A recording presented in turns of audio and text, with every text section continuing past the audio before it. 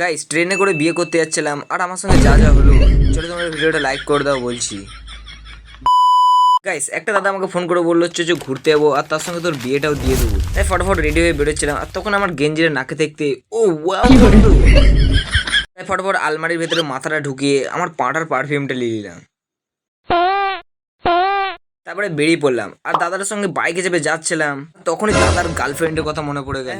100 বছর আগে দাদাকে ছেড়ে দিয়েছিল তার গার্লফ্রেন্ড, আর দাদা এদিকে কষ্টের গান লাগিয়ে তো রকেট ছুটাচ্ছে।